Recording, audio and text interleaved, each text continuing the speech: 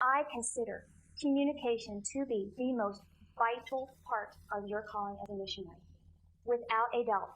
I know that you need to know what scriptures are in the Bible. I'm positive of that. And I know you need to know the message of salvation. But the truth is, if you do not know how to communicate, you cannot be a missionary. And I'm not just talking. See, everybody in this room, it's a given. We all know that we are to communicate the gospel to the lost. And we're all trying to get there, which is very cool. That's a given, and we're going to take it for granted. But what you need to know is that you need to know how to communicate your message to people you know. We're a link to the church. We're a link to people who don't know God, and we are a link to people who know God. And it is a God-given responsibility for us to share everything we see, everything we do. It's a God-given responsibility. And if it's the first time you have ever heard this in your life, then you implant it on your heart. You have a calling on your life to communicate. Communication is about relationships.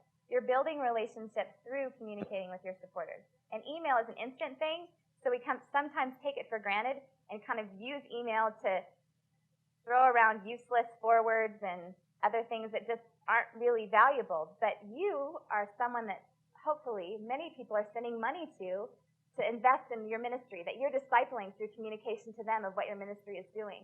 And so in that process, being honest is very, very key.